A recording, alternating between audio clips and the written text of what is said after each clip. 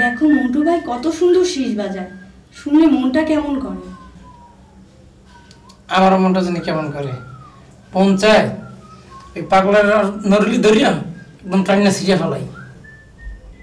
তুমি এগুলো কি বলতেছো? আমি ঠিকই কইতে আছি, ও তো অ্যাটেম্প টু মার্ডার, অর্ধেক মার্ডার করে। আর আমি যদি ওরে বাড়ে পাই, সত্যি সত্যি ওরে মার্ডার করে আমি একদম জেলে যাবো গিয়া। তুমি খালি মুখেই বলো, কাজে বেলায় ঠনঠনা ঠন। কাজের বেলা ঠনটা নাটান, সত্যিই কইতে আছি, ওরে মারিয়া আমি জেলে চলে যাবো। আর তুমি আমারে 1 সপ্তাহ পর পর দেখতে যাবা। আর দেখতে যাওয়ার সময় আমার জন্য টিফিন কেরির বাড়িতে করে খাবার নিয়ে যাইবা। তুমি কিভাবে ভাবলা প্রতি সপ্তাহে তোমারে খাবার নিয়ে দেখতে যাব? আমি জানি তুমি আমারে দেখতে যাবা। আর তুমি যখন আমার দেখতে যাবা, দেখতে গিয়ে দেখবা যে আমার খোসা খোসা দাঁড়িয়ে গেছে, বড় বড় গোপ হয়ে গেছে। আমি বলছি না তুমি এমনি খালি মুখে ফটফট করো।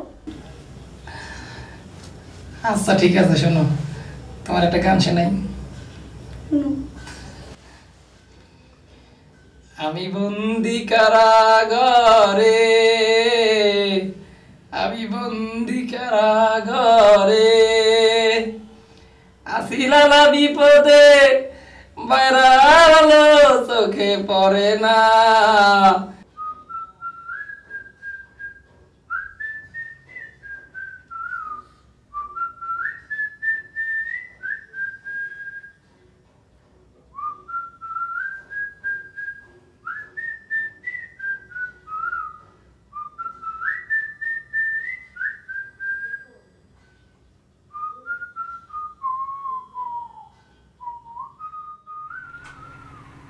ও রে নীল দরিয়া আমায় দে রে দে সারিয়া,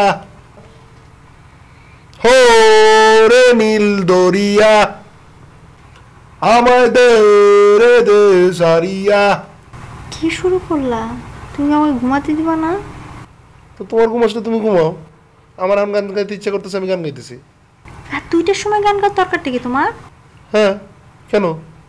কানের কাছে এরকম বেসুরা গলায় গান গেলে মানুষের ঘুম আসে। ও তোমার সুর লাগবে? সুর পাইতেছো? ও আমারটা সুর লাগে না না? আর ও যে ওদিক দিয়ে এই এত রাত্রেবেলা এখানে পায়চারি করতে করতে শীষ বাজিতেছে, ওটা খুব সুর লাগে না? ওটা খুব ভালো লাগতেছে তোমার কাছে? মা ভালো তো লাগবেই, সুরে শীষ বাজাইতেছে না, তুমি সুরে গাও তাহলে তোমার গান আমার ভালো লাগবে। আচ্ছা ঠিক আছে, একটা জিনিস খেয়াল করছো, এই মজনু বাইরে পায়চারি করতেছে, শীষ বাজিতেছে, আর তুমি আছো আমার সাথে এখানে শুয়া। এই বেচারার জন্য আমার মায়া লাগে, বুঝছো? হ্যাঁ এই তোমার বন্টন নাই? আমার বোন থাকলে তুমি জানতা না? না মানে যদি থাকতো তাহলে আর কি ওর জন্য একটা ব্যবস্থা করা যেত, বুঝো না?